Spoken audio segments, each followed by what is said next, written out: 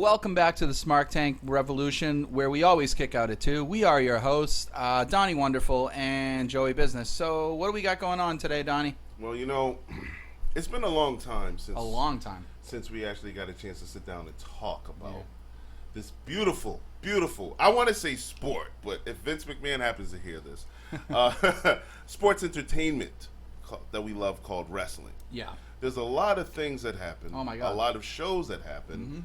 A lot of rumors. But you know what hasn't changed? When we last did our show, months ago, the biggest pain in the ass in WWE was Brock Lesnar.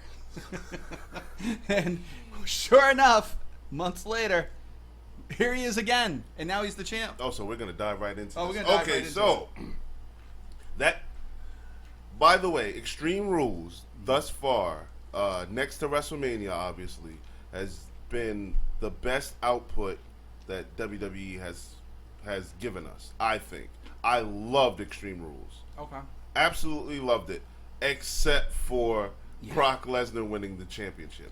Oh. But SummerSlam's coming up next. That's right. You know, like the issue I had you see, I could smell it coming because you know you want to push SummerSlam like it's WrestleMania. So I get it. You know, Brock Lesnar's going to sell tickets, regardless whether or not we hate it or not. Right. We're going to pay to see Brock Lesnar. Yeah. So I knew that was going to happen. You know, all I could hear was I could smell it. Do you smell it? Do you taste it? Like that's all I could hear. No, and I remember I was telling you off camera that I had a very controversial point to this. Even though I am not the biggest fan of the direction of utilizing Brock Lesnar the way they utilize him all the damn time, I'll say this. I'm really glad they did it this time. And the reason I am, not because he's going to be a part-time champion and all the other stuff that people bitch about. Okay. They had to get the belt off Seth. He was such a bland, vanilla babyface. He was terrible. Honestly. I loved the shock value of him winning at Mania. Yeah. It was one of my highlights. Uh-huh. But him carrying it was as memorable as Chris Benoit's first title run. Ah. Like, it just was so bland. And it's not completely Seth's fault because the Machine decided to put the genius that is Baron Corbin against him over and over and over in every match but a toilet paper match. It was so bad. Oh, and interesting. I'm going to let you finish. It's okay. just that when we got started here, we're just under 3 minutes in, I didn't expect you to take this turn. So this is really, really, really interesting to me. So I'm curious. I mean, I should have let you go, you know, keep making your points, but I just want to point out how left field this just came out of. I didn't expect that out of you. Welcome to Albuquerque, folks.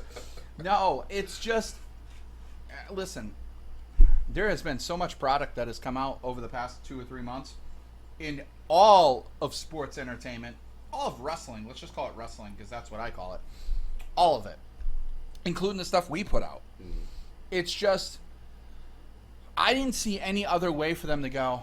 I mean, I know the typical thing would have been to have him cash in at SummerSlam at a big marquee pay-per-view, like he lost it, get it back. But listen, Seth is such a vanilla babyface. He's a good heel. And then the thing that really ticks me off is my girl Becky Lynch, who I am such a big fan of. There is a love affair there, ladies. She has somehow got dragged down by him on screen. Now, off screen, they might be the greatest couple that ever lived, and I wish them a lot of luck. However, on screen, they are beyond boring and abysmal. Baron Corbin and Lacey have more sexual chemistry than them on screen. It's brutal. And we just got this time warp of Baron Corbin. So I didn't see any other reason for them to just go, okay, we need to hit the reset button with Brock. And that's what they did. Actually, okay, so to the point that you made, you saying that, you know, Baron Corbin and Seth are kind of bland and you're tired of seeing it. Were you saying the same thing when Roman Reigns and Heath kept going at it back and forth, over and over again? I think that feud should have ended at WrestleMania, but I mean, that's also something that we've been seeing for the past 3 months. So what's your take on that? So WWE has this really bad problem where they're formulaic to a point where it's predictable. It's what I like to call the three-prong feud. And I just coined that, folks. It's so true because part one, let's get these two guys you haven't seen together in the ring and let's make you watch them.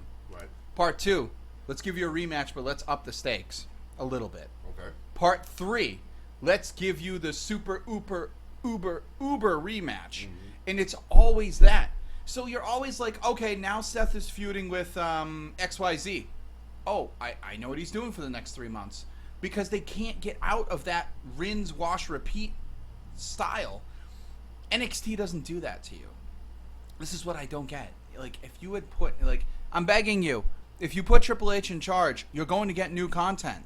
You're going to. Regardless of how he books himself in a WrestleMania match, you are going to get new content that is exciting because he knows what is, no, I'm not going to say best for business, but he knows what we want to see.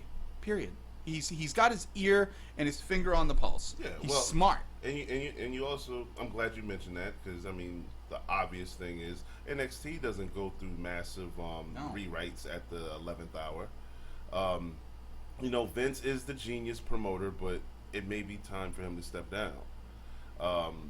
I loved Kevin Owens' pipe bomb, I guess, because this the shoot pipe bomb, where he pointed out that what was it at the beginning of the year, or when they had all the McMahons in the ring, and how you're going to get new content, and nothing's going to be rinse, wash, repeat. And we've gotten it precisely that. So I'm glad that was highlighted. I'm glad that he called that out. But to your point, yeah, I mean NXT is basically on on another planet right now, and I prefer to watch the NXT product over Raw and SmackDown, which was actually here. It was around the corner. SmackDown last Tuesday was around. I live basically a mile and a half from where SmackDown was, and I literally was contemplating going only if nothing else came up. Wow. And I love the SmackDown roster, but I just felt like it's nothing that I should rush to go to. I think SmackDown still is the better show. I think 2 hours is better, but still, I was saying, meh. Eric Bischoff is he doing creative? So from what I heard recently around the interwebs is that he is loosely affiliated with creative, but not like to the extent that Paul Heyman is with Raw. Paul Heyman is actually the driving force behind Raw. Eric Bischoff, they only brought him back to deal with network execs because they're going to Fox. Yes. And he's dealt with Fox, and he's dealt with Turner, and he's dealt with all those big wigs. And the rest of them just don't want to deal with that shit. So they're saying, oh, let's just bring this guy in because he knows what he's doing. So from what I heard, unfortunately, this makes me sad, is that he's not going to be a creative force on SmackDown. They just want him to kind of deal with the BS that they don't want to deal with. Okay. Because even Tuesday still had Vince McMahon all over it. Yeah. Too much. Then I guess for an internal perspective, yes, but what does that do for the wrestling fan, especially in our age range that grew up with the Monday Night Wars, where you have one of the geniuses of it, one of the perpetrators, not being utilized creatively? I mean, isn't Bruce Pritchard still? Yeah, Bruce Pritchard is still somewhat affiliated with WWE, but mostly in the podcast form. So he still does his podcast. However, so you made a good point about one of the creative minds behind the Monday Night Wars, and that's true. But you also have Vince Russo, unfortunately, who no one can imagine these days actually being a force, but he was. What I don't like is we are getting like these rehashes of rehashes. Now, I'm glad Kevin Owens has something to do because he's one of my personal favorites, but Stone Cold Kevin Owens is a little derivative. I love it. To the point where he's got the stunner. He's got the stunner. So I'm hoping they poke fun at this tomorrow night on Raw, because Austin's back. It's Raw reunion tomorrow night. Yeah. So if they're smart, and Heyman is, they're going to poke fun at that. But what I was hoping for when we went off on a tangent, and this is what we do, ladies and gentlemen, the whole Brock Lesnar thing, I thought it was a good reset button to get you to a new point. This is where they failed. And I don't think it has anything to do with Heyman. They hit the reset button and then go, we're going to have a battle royal to see who challenges Lesnar at SummerSlam. Okay, you had a lot of cool contenders. And number one was somebody that Heyman's personal favorite is Big E. I have been waiting since the days of John Cena for Big E to break out and become his own man. Like, that man could face Brock Lesnar. Yes. That man is athletic. That man is charismatic. That man is all these things. He had a great... I didn't mean to cut you Oh, off. the IC run. But yeah, he had a great Intercontinental Yeah. run. Yeah, he had a great... Let's just put it, even Ziggler's sidekick, as Ziggler's sidekick, he was cool. Yes. You know what I mean? Yeah. That trio with him and AJ Lee. Yeah, the Enforcer. Now, as much as I love the New Day, and I do, you need somebody new, pardon the pun, to come up out of that group. And it certainly isn't going to be Xavier Woods. You're not going to see Xavier Woods do WrestleMania main events. You're not. Now, I love Up, Up, Down, Down. I'm a gamer, just like you. I do too. As a matter of fact, I had the pleasure of meeting Mr. Xavier Woods at E3 last month. Shout out to lucky Xavier bastard. And but could you see him carry main events? No. But you could see him in main events as an auxiliary player. However, Big E is somebody that I could get behind with a championship run, for sure. Whether it's Universal or WWE title. If you gave him a mean streak and you gave him a little bit more to do, oh man, he would be gold. And I know Heyman loves to tap into those untouched toys. Yeah. And the word was around, the blogosphere, that Heyman wanted that match booked because it was going to be the platform to launch Big E. Okay. But instead, nah, pal, we're not going to do that. I'm going to tell you what we're going to do. We're going to do something really fresh. We're going to have Seth Rollins win and go against Brock Lesnar. So, why? So my question to you, and you make some really great points. I'm blessed to be sitting here. By the way, it's 100 degrees outside, so our AC definitely is blowing. So that humming that you hear in the back is definitely intentional. Yeah, and we're not apologizing. Absolutely. So my question to you is, we're gonna stick to the Raw brand because this is where Paul Heyman is. Yep. You mentioned that he loves to use untouched toys, as you eloquently put it.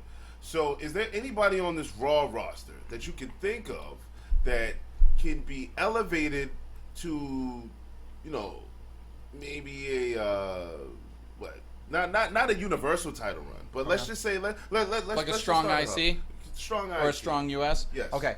Well, I'm gonna go above that, and then I'll go and answer your question. Okay. So the person that can be elevated, Finn Balor, and the word is that they are going to do that. They're giving Finn a little bit of a break.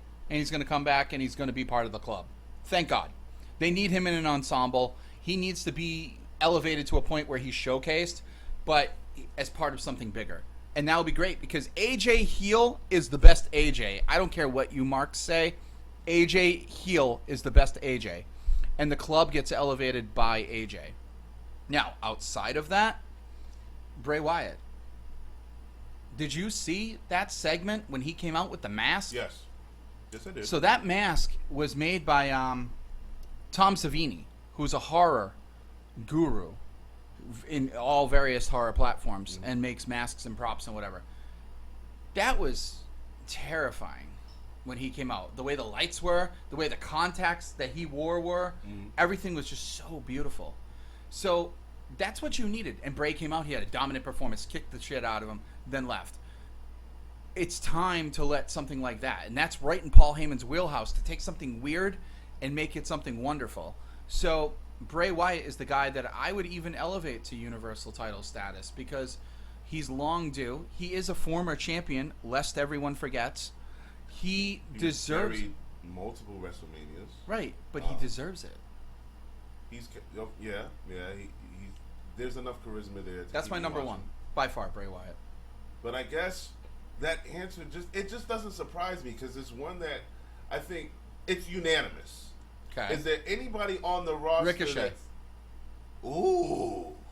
That's that's the secondary. Because he would be like the second coming of Rob Van Dam. He's not the most amazing person on the mic. He's extremely vanilla. However, watch him. He's phenomenal to watch. And not to disrespect AJ, he's incredible in that ring. Yes, he is. He's so flawless. The way he does things, the way he's innovative, the way he just captures you when you see him. He's got a great gimmick, too. He's got the wings. He's got the music. He's got everything. He's awesome. I don't think he needs to be heel, though, and that's what everyone's big, quick answer is. Okay, so what do we do with this guy who's bland? All right, let's just turn him heel, make him better. Even though he's not good on the mic or bland on the mic? No, yeah. To me, if you tried to turn Ricochet heel, you're going to do a huge disservice. Unless I'm proven wrong, you're going to do a huge disservice. He's not Adam Cole. Right. Adam Cole's natural on the mic. Adam Cole is natural in the ring. You look at Adam Cole and you're like, man, I fucking hate that guy. But I love him because he's Adam Cole. You know? Ricochet's a good answer. Oh, Ricochet's amazing. I absolutely love watching him. Me too. But to piggyback off what you said, well, not to piggyback, to actually kind of divert it, like, it kind of reminds me of when they originally brought in Bobby Roode. Oh my God! Please, you know that makes my heart hurt. Yeah, like I could see, I can feel that sense of fate happening. But you know, I love the program that they began with him and AJ. It was absolutely beautiful. It was. But everything that you just said, I felt the exact same about Bobby Roode. Everything. He said he can be elevated to the highest of the highs, but what's Robert going on? Roode. Now I did tolerate him and Chad Gable, but like I just thought that he brought so much more. Yeah, I thought it was just a holding card with Chad Gable, just to try to figure out creatively what we're gonna do with this guy. Right. Bobby Roode was a TNA mainstay. Yeah. He was a top guy. Forget the revival. He was a top guy. He was a top draw. He was amazing. He had interview skills just south of Jeff Hardy, but he was still really, really well done. Yeah. And then the Glorious character and the Glorious gimmick, people loved that. What happened was they brought him up in the main roster and then buried. Yeah. Here, we need to have like sound effects for when people get buried. Like it should just be like scooping of the Undertaker, like just putting dirt, because he got destroyed and buried, and it's just not fair because he's that talented. He has the ability to go so much further than what he is. So, and I would say let's go bring him on the SmackDown, but you've already done that. Yeah. So I guess if the talent is there, and the potential is there, why aren't more talent blossoming? Because the creative is stifling. Okay, I'll give you a real easy answer to that, and then we'll take a break. Real easy answer is this, and it's I say real easy, but it's like a 5-minute answer. Say the easy answer to that is John Moxley, a.k.a. Dean Ambrose. Dean Ambrose had all the charisma in the world. I loved him when he was in FCW. Loved him. Because he was the second coming of Jake the Snake. He was the only guy I've ever seen that had that squirmy movement the way he did. Like, he would be a THQ video game nightmare to try to animate because you couldn't get a beat on him. Mm-hmm. However, they threw him with the Shield because it was the only thing that they could do. Is they were like, all right, well, we're going to make Dean be a badass. Cool. He was a badass. And people forget the fact that he was the longest reigning U.S. champion. And he wasn't like one of those guys who walked around and never defended it. He did defend it. Mm-hmm. It just was so unmemorable. Because you always look at him going, that's Dean Ambrose. Mm-hmm. He's part of an ensemble. Okay. They broke him apart when Seth betrayed the Shield.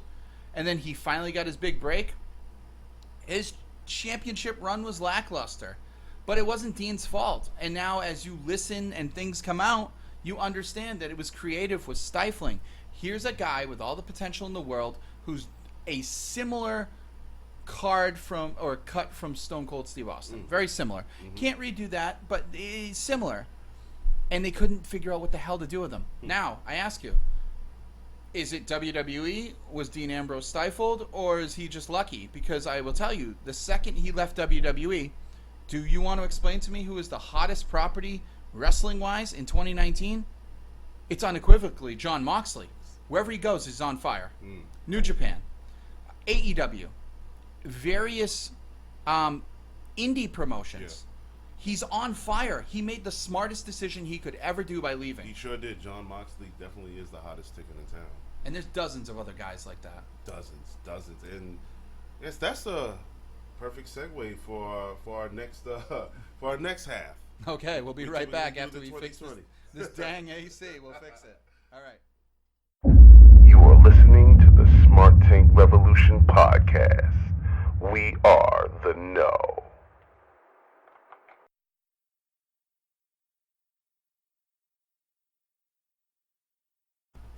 And we're back. Thanks for hanging out with us here, the SmarkTank Revolution. This is the second half of our podcast here, the unnamed podcast thus far, but thanks for sticking around with us. It was essentially a jump cut for you guys, but we really did take about 15-20 minutes. I'm over here at the Hessian Casa. It's aka the Palace of Auburn Hills. Yeah, we had to get the AC going, so we did. And that's fine. And we were just talking about some stuff off camera, which we always do. We talk and we talk and we talk whether we're recording or not. Yeah. But one of the things we were talking about is, we just kind of armchaired booked what's going on with Raw and what we like and what we dislike. Mm-hmm. And rather than just stick and gripe with Raw for another 20 minutes, we're going to jump a little bit. We are. But before we do, I would be remiss if I didn't profess and proclaim my love for R-Truth in this 24/7 title, because I didn't expect to be entertained as much as I am with this damn championship. It's one of my favorite parts of Raw, actually. That's a production piece I look forward to. I'm so glad you brought that up, because when this thing got introduced, I was like, oh, it's the Jobber's title, to the point where they threw it in the middle of the ring, and it was like throwing slop in a trough, and all these pigs went at it. But it has slowly evolved into a favorite guilty pleasure of Monday Night Raw. Yes. It is so good. And a lot of that goes to Drake Maverick, though. I mean, come on. Drake Maverick is so good. Like, I'm a Comic-Con nerd. I am a comic book aficionado, nerd, whatever you want to call it. This week, at Comic-Con, Drake Maverick showed up as Macho Man Banana Savage. And he was fake asking Zack Ryder, Kurt Hawkins, Becky Lynch, and Rey Mysterio at a panel a question. And he takes off the glasses off Macho Man Banana Savage. Just get that through your head. Look up the clip. It's genius. And he takes the thing off and he's like, have you seen R-Truth with the title? And it was so good. And then what he does is he takes out pamphlets. And it's a picture of R-Truth. Like, the goofiest picture of him like this. You couldn't understand the face I was just making, but it was like... yeah, they can't see it. It was something for camera. But it was like the wide-eyed, slack-jawed look. And he put wanted on it, and he passed out pamphlets to all the audience. Now, the audience is there for Mattel WWE figures and to get what's next. And I'm a Mattel WWE figure collector, too. But, so most of them, I think it went over their heads, and they were like, what the hell is this? But for anyone, I guarantee you that will be a clip that's shown tomorrow night on Monday Night Raw. There had to be a reason they filmed that in good value. It's beautiful. That's promotion. Yeah. That is exactly what I would expect to hear more about. Like they've taken something that was literally, as what you called the Jobber's title. Yep. And they just I don't know who to give credit to. I really don't know who to give credit to, but it is literally one of the best spots of Raw, So SmackDown. I love the 24/7 title. When it was introduced, I hated it. I tried to ignore it, but it is entertainment, and that actually is the only part of this industry where I would justify having great writers. That is my favorite part of wrestling of all time. When something is so abhorrent and deplorable and whatever up front, that you're like, oh, I hate this with my heart and soul and all the fiery passion of 1,000 suns. Right. And they're able to flip you. So kind of like how New Day did. New Day flipped me completely. When they first came out and they were like this gospel, like ridiculousness riff off of the gospel trio, it was a joke. And then they slowly turned you from New Day sucks to New Day rocks. Okay. And that's what this 24/7 title looks like, a Waffle House title. Yep. And even Waffle House got in on it and said, hey, thanks for taking our logo. Like, because that's how smart it is. Yeah. that they did it, you know? And to think that it was wasn't that an idea from the network to boost ratings? It was. And it was one of those throwaway ideas that you say, okay, that's the stupidest thing I've ever heard. It's not going to work. It's got me tuning in. Yes. And I love Raw, but I used to watch Raw just because I didn't know what else to do, because there was no other options, really. Now we're going to get a bunch of options. Come Tuesdays in the fall on TNT, you're going to get options. But the care that they're putting into these segments for such a stupid, meaningless title is great. You know how good it is? Even Becky Lynch yesterday at the panel said with Noelle Foley, she's an interviewer. Noelle, shout outs, you're a really good job at Ringside Collectibles. Even Becky goes, I miss being Becky Two Belts so much. What's that 24/7 title doing? I wonder if I can go for that. And now she's not going to, but let's say she does. Right. Now you've elevated it because the man, main event, your guy. Well, yeah, your guy, because she likes to be known as that. Your guy, who is the carrying part of the company, now is going for this meaningless title, this meaningless piece of tin. Right. She has just elevated it beyond stature. Just by mentioning it, that it was a consideration, has now elevated it. Definitely does add to its credibility. And before we go to AEW, just for the people listening, I would like for you to detail your relationship with Becky the Man Lynch, because on the first segment I mentioned that you two had a love affair. But for anyone listening, could you please kindly make all our listeners abreast to what's happening here? It is so funny because she's very scarce on a social media presence, except for Twitter.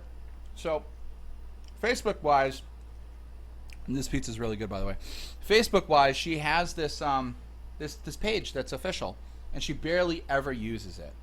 So I'm not one to look and get attention from celebs or whatever, but I happen to like Becky a lot. I've always been a big supporter of her before the man. I would be the man behind the man behind the man. And so I started just throwing out comments on her page, because most of them are the creepy, weird, like, oh, you're hot, Becky. Oh, my God, you're great. Sit on my face, whatever. And and that's not me. I literally put this one thing out, and she had this thing with a kid who has special needs. And it was just so wonderful, because it's the kind of thing that John Cena does on a daily basis that you expect from John Cena. Yes. But Becky had this post, and it was her with the two belts.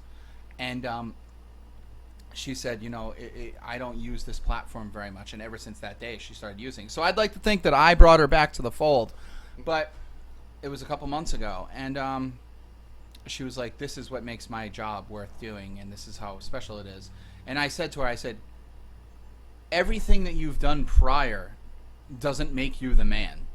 I said, what you just did now with that kid's life, that makes you the man. So my exact quote was, and I'm very eloquent, my exact quote was, whether Becky 2 belts, Becky 1 belt, or hell, Becky no belts, you will always be the champ.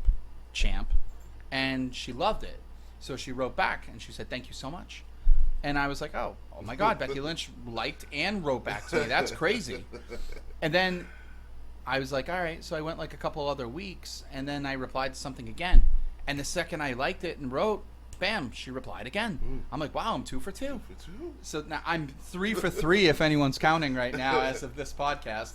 Let's see if I can make it 4 for 4. But no, I thought it was cool. So Donnell was busting my balls because he's in L.A., hobnobbing with Jack Black in line, and then sends me a picture of him with Xavier Woods, and I'm like, and the phenomenal AJ yeah, Styles. I'm like, come on, like, this is so unfair. So I just happened to screenshot my Facebook of the day and said, look, Becky Lynch liked and replied to my photo, and he's like, damn, he's like, you the man. I'm like, shut up, you the man.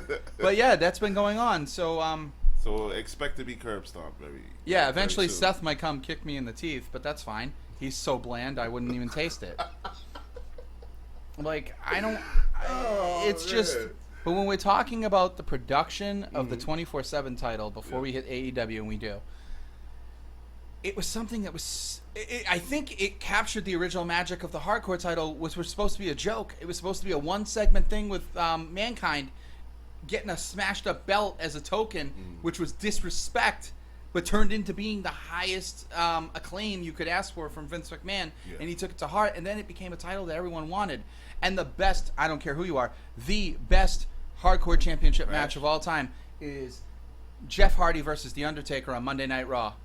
The ladder match. Ooh, really? Oh my God! For that, when it was Undertaker was the Universal Champion. Yeah. Well, undisputed champion, and Jeff Hardy was the hardcore title, and Undertaker won it, and beat the shit out of Jeff to the point where Jeff was like, I mean, he was the king of the ladder match, and he lost, and Undertaker comes down afterwards, and Jeff's got his hands up like that, that fighting stance from like Notre Dame, and like, come on, let's go. And he's like on spaghetti legs and he can't move. And the Undertaker just looked at him. Yeah, the Undertaker went to punch him in the face. He raises his hand up to Jeff, and Jeff's holding his hands up like this. He's all bloody and he's like, come on, let's go again. And Undertaker just looked at him and was like, damn. And just like slapped him on the back of the neck and was like, all right, kid. You got heart, kid. You got heart. I remember that. Okay. That is one of my favorite Raw moments of all time. So I think you could expect something similar from this kind of. They haven't even scratched the surface of the 24/7 title. What makes it better is they're acknowledging the fact that it's 24/7. Yeah. It's right in the name, and they've done things like a wedding, Comic-Con. You could see R-Truth filming like a Cumberland Farms commercial, and you would see Drake Maverick come up and roll him up. Those are the things that you can open up to. Yeah. It's already better than anything you've seen on Main Event Raw right now. Yes, 100% agreed. I'll go as far as to say that R-Truth arguably will go down in history as the greatest and the most entertaining 24/7 champion. Absolutely. Ever. He's like an 8-time, 9-time champion right now. But so where we left off on the first segment, we were talking about how money Jon Moxley is. Oh God. You mentioned his other escapades throughout the territories, but of course we have to highlight AEW. I've been saying it since the beginning. I have been thinking that, so many promotions have tried to pick up where WCW has left off. My problem with that, watching wrestling in the Attitude Era and during the Monday Night Wars, I'll speak for me. I never considered them Monday Night Wars. It was just something that was happening on Monday night. As the years went past, right. Then it got coined the Monday Night Wars. Exactly. But it's one of those things where, it's like that group that makes the classic album. While they're making the music, they're not sitting here saying, "Hey, this is a classic album." Right. It's just how it's received. Evolves. I love. What I've seen in AEW thus far. I love the potential. I just don't like the hype around it being, the next war. Right. I think that's something that naturally happens with the talent in the product. So are we forecasting that it's going to be that great? Because we know that there's talent that want an alternative, another home. Right. We know this, but it still has to come together and cultivate to that. So my question for you, because I kind of cut you off, and I apologize, but I'm hearing that there are, of course, it's competition, so you want to stand out. Right. But do you think it's another one of those late '90s WWE or WWF at the time versus WCW? Yes, I think it's a new era. I think it is going to be that, because you can draw parallels. One, they were both companies. Said companies challenging WWE, WWF. Yeah. Were run by billionaires, eccentric billionaires. Okay. This guy has money to burn. Now, the smart money is picking and choosing who you burn that money with. Okay. Jericho was brilliant. Yeah. They put them. He literally put them on the map. He took it from being a B+ to an A- immediately once his name was stamped on it, and he knows that. And you know what's so good about Jericho? He even knows it to the point where he's built it into his character now, to where his character is like, hey, I took a shit company and made it top tier. So what I want is a thank you. And since all you jack-off fans won't give me it, I'm going to beat everybody up until I get my thank you. So I'm going to get my thank you one at a time. And he's bloodying people. And he turned it into his character. Mm-hmm. There's only 2 entities in the WWE / World of Wrestling that have ever stood the test of time, in my view, that don't get stale. The Undertaker. Mm-hmm. Always reinvents himself or is just so timeless. Okay. And 2, Chris Jericho. He's never the same. And he had an awesome quote. His awesome quote was this. The Rock got stale to you? Yes. Wow. Absolutely. Stone Cold? Absolutely. All of them. They all have shticks. I'm going to let you make your point, but I just want to throw some more names out there. I'll even go back to... Bret Hart? Yes. Oh, okay. No, what I'm trying to say is, like, Jericho had a great quote on something I read the other day. Mm-hmm. And it was, you know, when you talk to the Rolling Stones, you expect them to play the hits. Yeah. And you want them to. Yeah. He said what Jericho learned in the business was always like my new material. Mm-hmm. Whatever I'm doing now is what's exciting me. Yeah. If it wasn't, then I wouldn't be doing it. And he said if the day comes that I have to recycle and come out and be Y2J again, he's like, I'm over. He goes, that's why when you guys chant Y2J, I don't even acknowledge you. And it's really subtle, but it's so funny because they were chanting it at a couple shows and he just wasn't responding. And I'm like, oh my God, I didn't even realize that. Because he's like, no, I want you interested and invested in everything I do now. I'm going forward. I'm always forward. So, with that being said, how does Matt Hardy not make that list for you? Matt Hardy makes the list. I'm sorry. Matt Hardy does make the list, so now there's 3. No, Matt Hardy makes the list because the whole Mattitude, the Mattitude era was great for the time. But the broken Matt was a stroke of genius. I mean, he resurrected careers that weren't even around. Matt Hardy was always ahead of his time. Remember the Matt facts? Yeah, God, but Shannon Moore. Yeah, Matt prefers to drink his lemonade with a straw. Like, all that stuff is great. Like, I was so happy to see when the broken gimmick came across, so great. and he was getting praise for it. I was so happy to see him not finally get his just due, because he was always getting his just due. And we actually told him. I told him that. We had a conversation. Yes, I was just about to bring that up. We did talk to Matt Hardy. No, I remember because he was always looked at as like the lesser Jeff Hardy. Yeah. Throughout his career. Yeah. Because he wasn't as flashy, and let's face it, he wasn't as good looking. I mean, that's what people looked at. But the thing was, you don't realize how much of a brilliant mind Matt Hardy is in the wrestling business, period.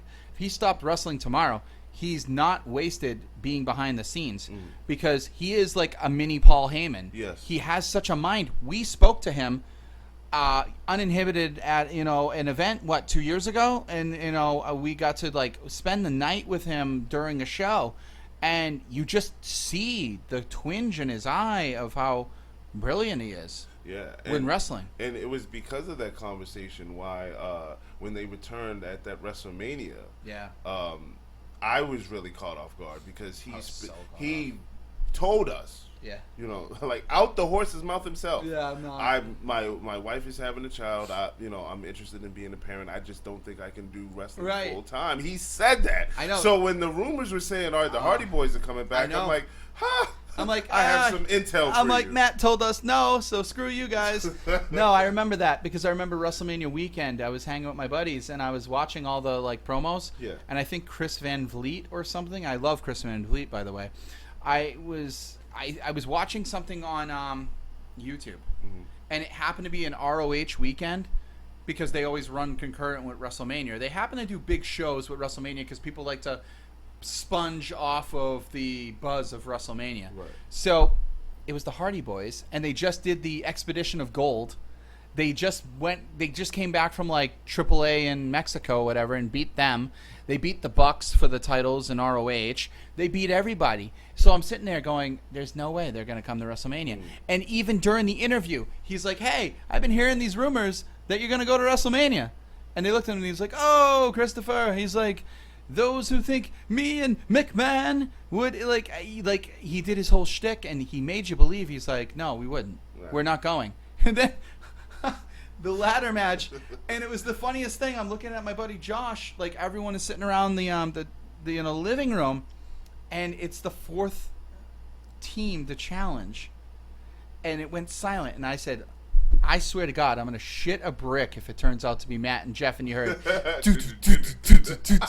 and I was like, no. I was like, this is a rib. There's no way. And then you see Jeff Hardy head banging with his hand waving, and I'm like, they just came back. And they had so much buzz, and they won the titles that night in a good match, their first match back.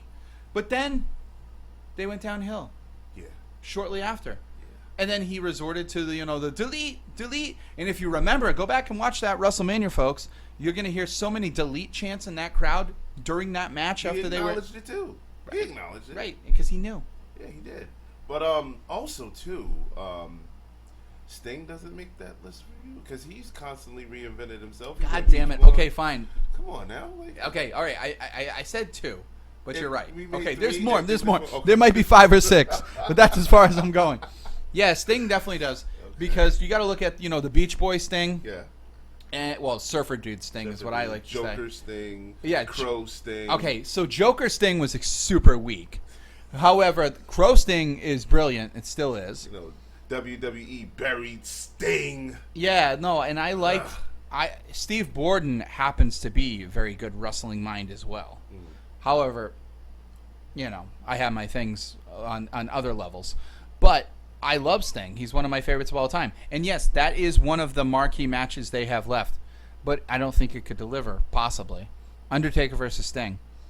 Yeah, I don't think so. You saw what happened with Undertaker Goldberg. No, I watched Undertaker Goldberg through starry eyes. I watched it through like children's eyes. And I was like, oh, this is great. So I had to watch it through retrospective eyes 2 days later. And I felt like I was drunk. Because I said, what the hell did I enjoy so much about this match? This was 2 people. It was 2 slabs of meat clapping against each other. It was just awful. Way past their prime, way past their time. Kind of like us, but and trust and believe, faithful followers and listeners, we will definitely go in depth with AEW, but we're gonna go a little overtime here because every time we get together, we like to have like what I've coined as like a phantom GM, a phantom promoter, little fantasy question. And the last one was the top wrestlers that never became champion. This one I wanted to have some fun with, so it's very imaginary, but it was 5 movie characters that would make great champions, and I came up with 5. I got 5. I got them right off the cuff too. I forgot all about that question. I got them right now. Want me to say them? Okay, no particular order. Okay. Sylvester Stallone would be an amazing champion because of the the Rock. But what character? Oh, okay. The Rocky. Obviously. Okay. What champion? U.S. champion, of course. U.S. Okay. I thought about doing that, but I had a feeling that you were. Go ahead. Okay.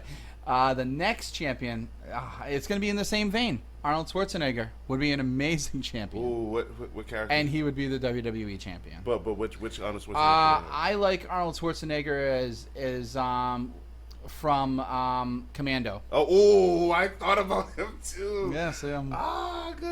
Okay.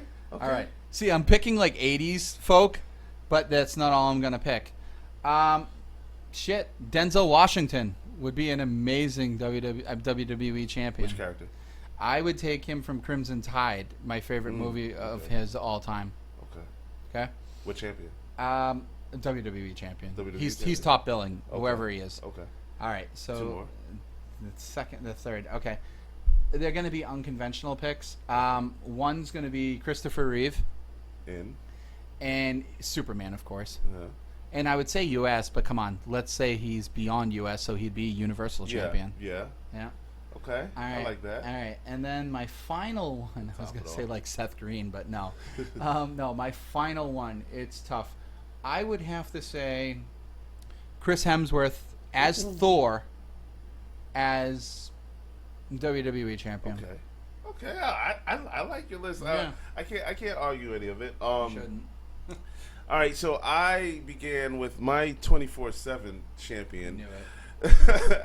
Would be Axel Foley from Beverly Hills Cop. Oh my God, that's such a good choice. My and this isn't any type of order either, but my tag team champions would be Jules and Vincent Vega to be accompanied to the ring by Marcellus Wallace from Pulp Fiction. They're my tag team champions. That's a great choice. My U.S. champion would be the T-1000 from the Terminator. Wow, that's interesting too. Yeah. My Intercontinental champion would Robert be Patrick. No. My Intercontinental champion would be Bruce Leroy from The Last Dragon. If you guys haven't seen The Last Dragon, you have to go see that movie. It's one of the Bruce Leroy. Bruce Leroy. You remember Show Enough? You don't remember that? Oh, okay. No, I mean that's Show Enough, but Bruce Leroy, Timok. That's his really from The Last Dragon would be my Intercontinental champion. Okay. And my this one my Universal champion would be accompanied to the ring by his manager Morpheus. Neo from the Matrix. Oh my God! How did I forget Mr. Keanu Reeves, who's in everything all day, every day? Yeah, man. Oh, that is such a brilliant. He could have been all champions. He could have been all champions. Wow. He's kind of small. John Wick himself. He's kind of small, but he has the mouthpiece. Morpheus would definitely make it seem mythological or however you say it.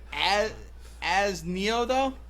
As Neo. Shit, you seen John Wick? I have seen. Okay.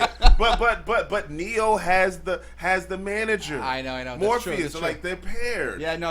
And I love Lawrence Fishburne. I love me some Lawrence Fishburne. He's great and everything. Oh, he's also in John Wick. So that's what makes him so good. He teams with Neo and he teams with John Wick. He's amazing. Hey, so I can have them both. Wow, those are my choices look like absolute dog crap compared to yours. Like, I came up with mine on the fly, and I thought I was doing good. Till I knew right out the gate when you said Axel Foley, I was like, shit, he put real thought into this. I did. And this is amazing. I did. Oh, Axel Foley would be the best 24/7 champion of all time. Imagine those segments on Raw. Yeah. Could you imagine Eddie Murphy in a production with he's running around the 24/7 title? Take all my money. I want to watch it right now. I'd still watch him do it right now. I'd watch him do it. Whoever is in World Wrestling Entertainment Creative, get Eddie Murphy. Get Eddie Murphy to be Axel Foley. Get that title on him for 2 minutes. Pay the man. And just watch the money roll in. Oh my God, that would be so That's good. what we're going to do. Thank you guys for listening and for listening to Fantasy GM.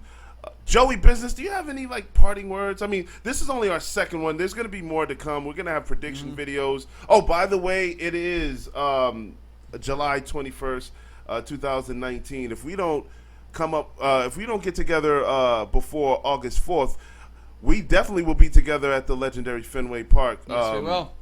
Tell them about that. Yeah, so actually, it's a very cool venture that we've been part of for the past 4 years. We've been blessed to do this. A good friend of ours, good friends of ours, Dante Luna and Bo Douglas, who runs the Belltime Club, who is a mainstay in New England wrestling, pro wrestling, also a Hall of Famer. Yes, sir. That's right. They run a show for, during a Latino Fest that happens every August in Fenway. They've been blessed enough to bring wrestling to Fenway Park, and it's become something of a mainstay now that we've been part of since its inception, and we've enjoyed it, and we do enjoy it, and it's coming up August 4th, and there's a lot of matches and a lot of fun and a lot of up-and-comers. The people that you see today are the people that you're going to watch tomorrow. Yes. And I mean this because right now, your NXT, are they still? But your former NXT champions, the War Raiders or the Viking Raiders or the Viking Experience or the Viking Friends or whatever they're called this week, Sesame Street, I don't know. One of them started in Belltime Club. Yeah. And it's amazing to watch people because they're just cherry picking the talent that's coming out, and there's no shortage of talent. There's just a shortage of using the talent. So yeah, we're being part of that. I'm really glad you brought that up because we'd be remiss if we weren't. And we're extremely excited because it's something we've been part of. We get to do the commentary because we never get tired of hearing ourselves talk. Exactly. So and we get to reunite with our buddy Drew Kazoo. Pour one out. We miss you, homie. Yeah, definitely, man. I can't brag about him enough. He's amazing. Drew, you're listening to this, man. I'm a fan, and I work next to you. You're the man. Yeah, he's the guy that makes us look good every time. Absolutely. Yeah, so if you don't hear from us by then, we're hoping to have a SummerSlam prediction show come out before then. But if not, we'll be doing that. And then we'll have our thoughts on that and everything else going on in the wrestling world. So, do you have any closing words? Stay tuned. SmarkTank Revolution. We're going to continue to add content to our channel. We're going to continue to get some interesting interviews where we ask some interesting questions. And a lot of the talent from the shows that we just mentioned, we're going to be talking to them. So you guys will be able to see the talent. And we actually have a video up now on our channel. Mm-hmm. We have a few videos up now, so yep. So check them all out. Like, share, subscribe. It's SmarkTank Revolution. We are the know. We're not going anywhere. And I just want to add, the questions are always interesting. The people may not be. So that's all. All right, guys. Till next time.